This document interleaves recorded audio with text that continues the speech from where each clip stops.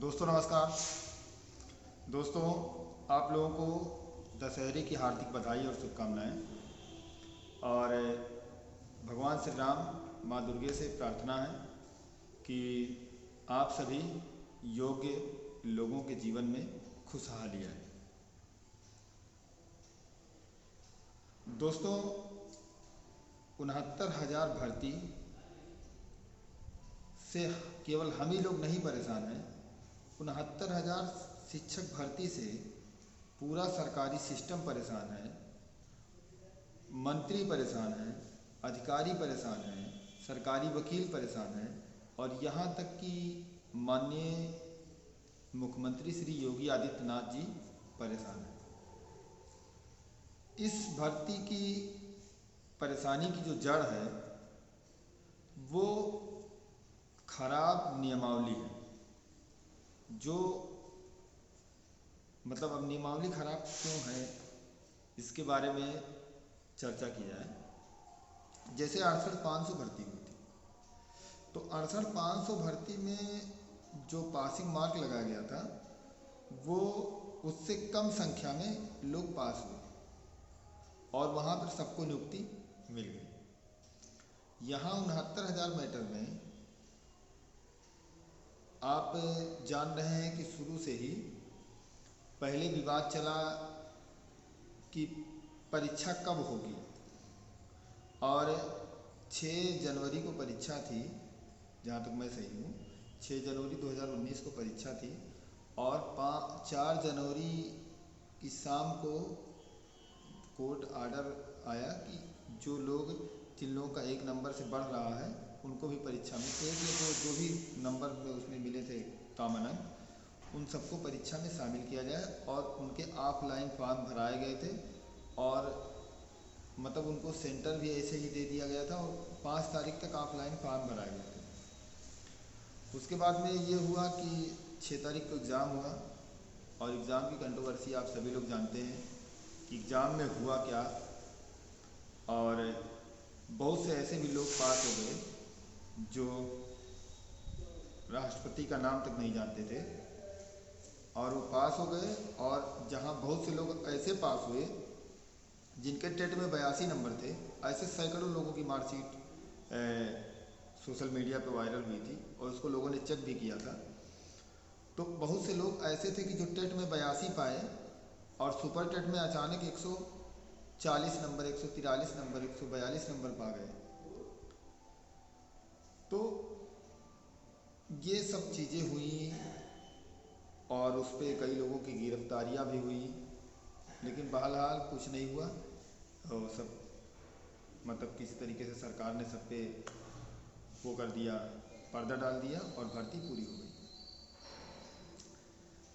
जब 1,46,000 लोग पास हुए थे उसी समय ये डर लगा था हम लोगों को कि सबसे ज़्यादा हम ही लोगों का नुकसान होना है। तो इसमें एक हमारे बीच के राबिन भाई ने उसमें याचिका कर दी थी कि ओवरलैपिंग ना कराया जाए, यानी कि जो लोग टेट में 90 से बिलो नंबर पाए हैं और सुपर टेट में 97 से कम नंबर पाए हैं, वे अपने टोटल गुणांक के आधार पर अनरिजर्व में ना जाने पाए। और उस पर क्या हुआ कि सरकार से कोर्ट ने तुरंत काउंटर मांग लिया, लेकिन सरकार ने उस पर काउंटर नहीं दिया।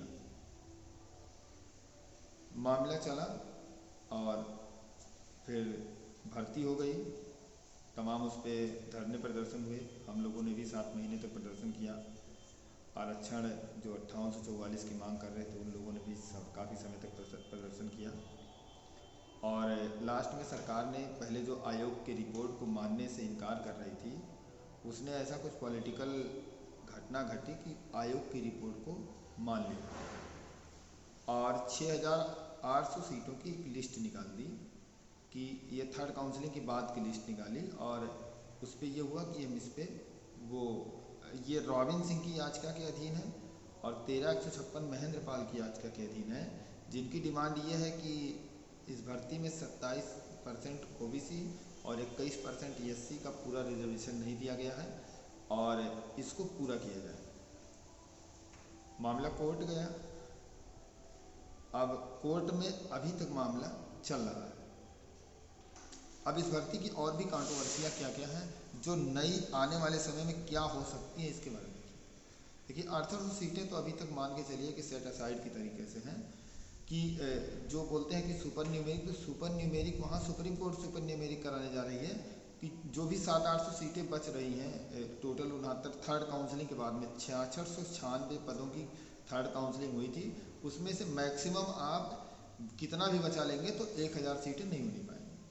तो वो उन स्टूडेंट्स को देने जा रही है सुप्रीम कोर्ट जो 1 नंबर से मेरिट में आएंगे, और सरकार ने वहाँ पे मेरिट को माना है, चूँकि वो लड़के थर्ड काउंसलिंग से कम वाले हैं, थर्ड काउंसलिंग होने वाली है जिसकी, तो थर्ड काउंसलिंग में जनरल का 66.483 है और OBC का 66.481 ऐसा है शायद, और SC का जो भी हो 60 के आसपास है, तो वो सुप्रीम कोर्ट में दिया गया है। अब ऐसे जनरल लड़के जिनका 1 नंबर बढ़ने से 66.48 होता है, वे सभी पास माने जाएंगे और उन सबको सुपर न्यूमेरिक पोस्ट क्रिएट करके भर्ती में स्थान दिया जाएगा। ऐसे जो OBC लड़के जो जिनका 66.48 बन रहा है और जो 25-60 के पहले की याचिका में शामिल हैं, उन लोगों को सरकार नौकरी देगी। उसका आर्डर रिजर्व होने वाला है और यहाँ पे 800 का मामला भी चल रहा है। 800 के मामले में क्या चल रहा है कि सरकार बोल रही है, कोर्ट बोल रहा है कि या तो आप निकालिए 800 को, अगर आपने गलती मानी है तो।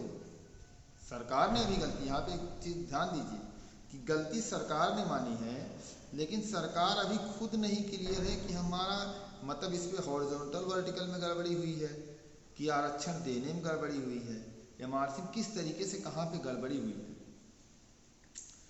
और उस पर जनरल की काफ़ी मजबूत याचिकाएं हैं जो ओवरलैपिंग रोकने के लिए हैं, और जो राबिन सिंह की याचिकाएं थी उसी से सिमिलियर बहुत सी सारी याचिकाएं पड़ी हैं और सरकार को उसका जवाब देते नहीं बन रहा है।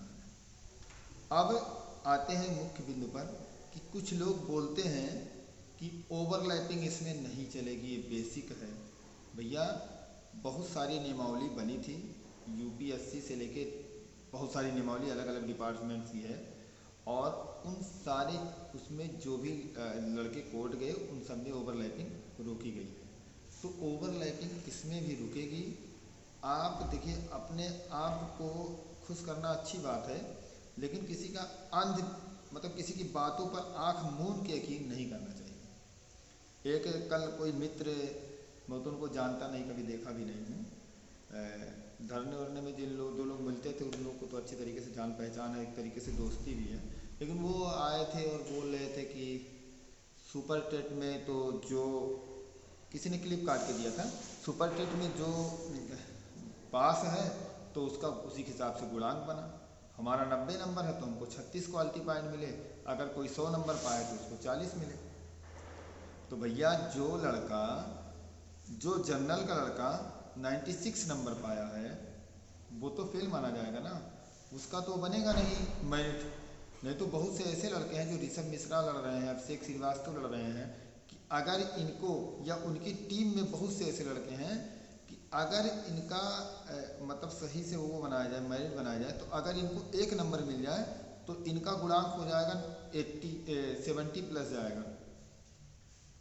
तो बहुत से ऐसे लड़के हैं जो बाहर हो गए एक गुणांक की वजह से, जिनका अगर 97 हो जाता तो अपने एकेडमिक के बल पे बहुत आगे चले जाते हो। तो ये जो कह रहे हैं कि सुपर टेट को, और सुपर टेट को उसमें काउंटर उन्होंने दिया है इसमें EWS में कि सुपर टेट तो क्वालिफाई नहीं, सुपर टेट एग्ज़ाम है उसमें उसके अंक जोड़े गए हैं, तो हमने इसलिए EWS नहीं लागू किया कि चूँकि सुपर टेट एग्ज़ाम के अंक जोड़े गए तो ये पहले से भर्ती चालू हो गई थी। और वहाँ पे बोले हैं कि भर्ती 65 वाले में बोले थे सुप्रीम कोर्ट में कि भर्ती अभी नहीं स्टार्ट हुई है, भर्ती जब वो आएगा जिला आवंटन होगा तब स्टार्ट मानी जाएगी।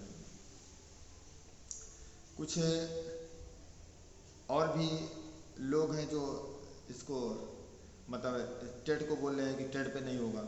तो भैया आप लोगों से ये है कि थोड़ा सा अपना ज्ञान का दायरा बढ़ाइए, और किसी के कहने से अपने मन को मनाने के लिए हमने कमेंट कर दिया कि टेट नहीं माना जाएगा। कोर्ट में जो लड़ाइयाँ होती हैं वो वहाँ पे लोकस क्या है, आपके आर्डर्स क्या हैं, और अगर कोई एक आर्डर देगा तो हम उसको 10 आर्डर देंगे, और बहुत से आर्डर्स हमारे पास मौजूद हैं। आप कोर्ट में जवाब दीजिए, यहाँ पर एक दूसरे को ग्रुपों में जवाब देने का कोई औचित्य नहीं है, कोई मतलब नहीं है। और कुल मिला के सारे लोगों से कहना है कि वीडियो थोड़ा लंबा हो रहा है तो वीडियो को छोटा करने जा रहे हैं, और जो भी बातें होंगी अगली लाइव में बताएंगे। कुल मिला के कहना ये है कि ये भर्ती अभी बहुत कुछ दे के जाएगी। अभी सरकार को बहुत कुछ मतलब मैनेज करना पड़ेगा, और इस भर्ती में आप बहुत बड़ा उलटफेर भी देखेंगे। तब तक के लिए स्वस्थ रहें, मस्त रहें। जय श्री राम, जय हिंद।